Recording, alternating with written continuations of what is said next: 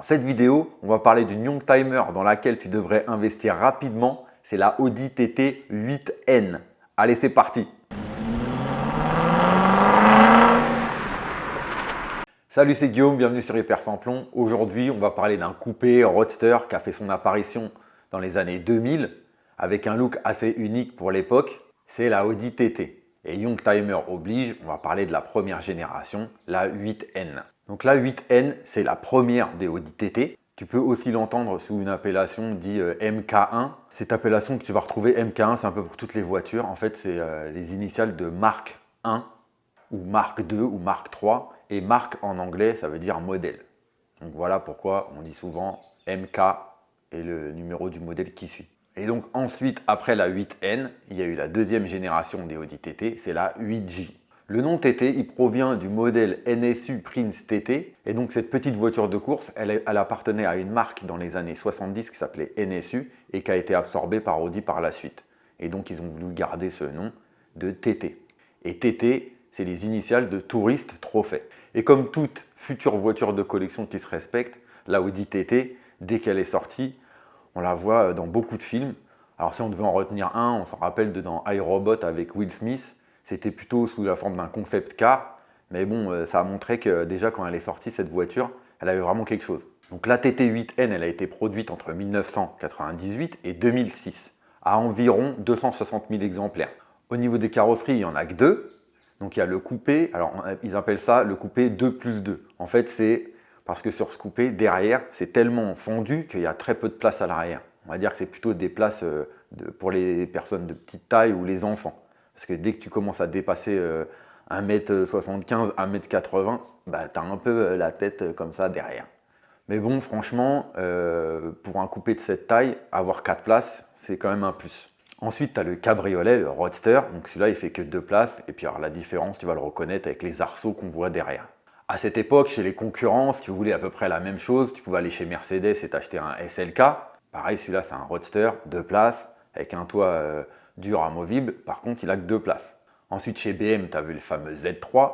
Donc c'est pareil, c'était un 2 places qui existait ou en coupé ou en cabriolet. Et chez Porsche, tu avais la petite Porsche Boxster, la 986. Avant qu'on parle des moteurs sur la Audi TT 8N, je fais une petite pause. Tu vois, je suis en train un peu de me cailler dans mon garage pour te faire la vidéo. Donc si tu veux être cool, tu me mets un petit like sur la vidéo, tu t'abonnes à ma chaîne. Si tu aimes bien les Youngtimer, bah, tu vas voir mes vidéos, il y en a plein d'autres. Allez, on y retourne sur les moteurs. C'est parti. Donc, du côté des motorisations pour la 8N, c'est assez simple, il n'y en a pas eu énormément. Parce que déjà, il n'y a pas eu de moteur diesel, donc il n'y a que du essence. Et il y a eu deux moteurs.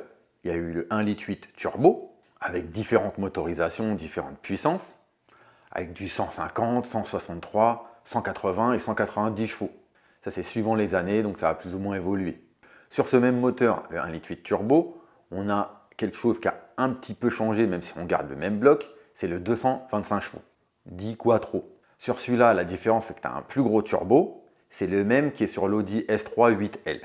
Et aussi, tu as un double échangeur. Sur toutes les puissances d'avant que je viens de te dire, tu n'as qu'un seul échangeur, alors que sur la 225, tu as un double échangeur. La différence, à l'extérieur, tu peux rapidement la différencier, c'est qu'elle a une double sortie d'échappement. Ensuite, tu as aussi une version qui fait 240 chevaux, qui est un peu la même que la 225, mais légèrement modifiée. Donc tout ça, c'était pour le bloc 1,8 litre T.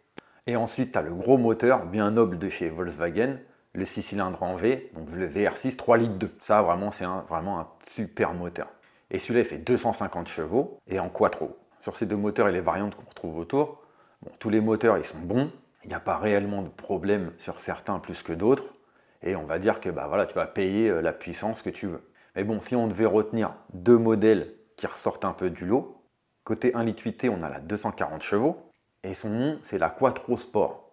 Tu peux aussi la retrouver nommée QS. Et celle-là, elle a été tirée à très peu d'exemplaires, 1668. Donc celle-là, si tu en vois une, déjà, tu as de la chance. Mais celle-là, tu peux la reconnaître, c'est-à-dire que c'est un coupé. Derrière, ils ont enlevé les places. Ils ont mis la batterie dans le coffre, comme c'est le cas pour la VR6. Et ils ont réussi à faire gagner 75 kg sur le poids. Et devant, tu as des espèces de sièges baquets très typés course. Donc celle-là, c'est vraiment sa rareté qui fait que c'est un modèle bien recherché.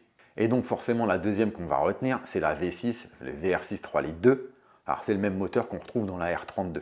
Donc celle-là, si tu veux la reconnaître, elle a devant sur son pare-choc des petites prises d'air sur les côtés. Derrière, tu as un béquet. Tu retrouves la double sortie d'échappement de la 225. Et aussi, tu as une petite grille en nid d'abeille, où il n'y a que sur celle-là où tu vas voir ça. Et devant, tu vas avoir les feux au xénon et avec un lave-phare. Donc avec les motorisations, on peut aussi parler d'un truc qu'on retrouve pas mal chez Audi, c'est le système Quattro. Et donc sur la TT, il y en a peut-être qui vont te dire, comme d'autres voitures du groupe Volkswagen, il y en a qui vont te dire « Ah ouais, c'est pas vraiment une Quattro ». En fait, sur la TT, tu n'as pas le système Quattro dit noble de chez Audi, qui s'appelle Torsen, mais tu as le système Haldex.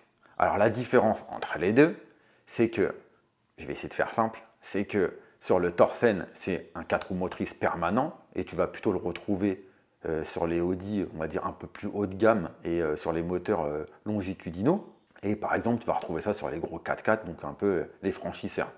Et sur les plus petites voitures, eh ben, c'est le modèle Haldex. Et donc le Haldex, ce n'est pas un 4 roues motrices permanent. En fait, c'est basé un peu avec de l'électronique et qui fait que quand ta voiture elle en a besoin, et ben là, il se met en 4 roues motrices. Bon, je vais arrêter là, pas trop t'endormir. Si tu veux une vidéo sur la différence entre les différents Quattro qui existent chez Audi et ces deux principaux qui sont Haldex et Torsen, tu me le mets en commentaire et je te ferai une vidéo spéciale sur le sujet. Du côté des maladies sur la TT8N, alors il n'y a pas eu énormément de choses, c'est plutôt des petites choses sur la génération de ce genre de voiture des années 2000. Il y a eu des problèmes de débitmètre, il y a eu des défauts sur la valve de recirculation du turbo ou alors des problèmes sur les bobines. Aussi, problèmes sur le capteur de pression d'huile. Et après, on va dire, voilà, c'est des problèmes sur les voitures de ces années 2000, des problèmes de sonde ou des problèmes électriques ou électroniques alors sur des relais, genre de petites choses. Mais voilà, il n'y a pas eu énormément de grandes maladies sur la TT. Et ça, c'est plutôt une bonne chose. Concernant la cote aujourd'hui et ce que ça vaut, si tu veux un coupé donc avec un 1,8 litre T, tu vas trouver ça entre 5 et 7 000 euros, tu as quelque chose de convenable. Si tu veux un Quattro 225 ou alors un Roadster, c'est plutôt 7-9 000 euros, pareil, tu as quelque chose de convenable. Par contre, si tu veux le VR6 250 chevaux, là, ça pique un peu plus, c'est plutôt 16-19 000, mais le truc, il est vraiment en super état. Mon conseil, si tu devais en acheter une, essaye de prendre peut-être, si tu arrives avec ton budget, le 225, ou alors si tu as un peu plus, forcément, le VR6. Et après, sinon, essaye de cibler des modèles qui sont sortis à édition limitée. En fait, il y en a eu énormément sur la TT. Il y a eu le coupé Le Mans, il y a eu le Roadster 24 heures, la limite TT, la S-Line. Forcément, si tu arrives à la trouver, même si elle est très rare, il y a eu la Quattro Sport. Donc voilà, en fait, ce serait d'essayer de trouver, pour te démarquer et avoir une cote dans la cote, une de ces éditions limitées. Si on parle d'investissement aujourd'hui, pour moi, on est en plein dedans et c'est un très très bon exemple d'investissement dans une Youngtimer.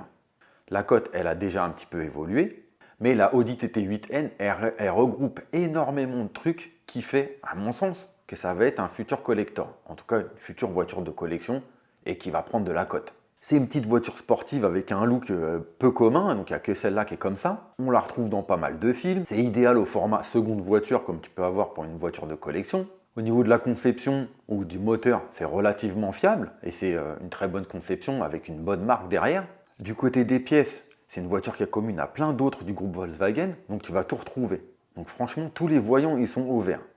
Et le plus, à mon sens, qui fait que ça va démarrer et faire évoluer la cote là maintenant, c'est que la production, elle est terminée. Il y a eu une fin de commercialisation le 10 novembre 2023, donc sur la version d'après. Et ça, c'est vraiment un signe de top départ dans le monde des Youngtimers et de la voiture de collection. Donc si vraiment tu veux investir dans une voiture, là les prix sont encore convenables, grosso modo en dessous de 10 000 euros, tu peux avoir un truc très bien, mais vas-y, investis maintenant.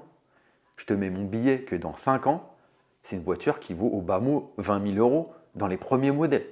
Voilà, c'est fini pour la vidéo sur l'Audi TT 8N. Si tu veux plus d'informations, je t'ai mis pas mal de liens en description comme d'habitude sur mes vidéos. Et précisément sur la Audi TT 8N, il y a un blog qui est super bien fait. Ça s'appelle camblin.fr. Franchement, c'est un blog dédié à la 8N et c'est super bien fait. Tu as vraiment toutes les informations si tu veux connaître ce modèle de véhicule. Si tu as une 8N, n'hésite pas à le mettre dans les commentaires. Et si tu penses qu'il y a des bonnes infos à savoir, mets-le aussi. N'hésite pas à mettre un like, tu t'abonnes à la chaîne. Tu peux aller voir mes vidéos que j'ai fait récemment. J'ai parlé de la Mercedes W124 ou encore une BMW E30. Merci d'avoir suivi la vidéo et à la prochaine sur Hyper Sans Plomb.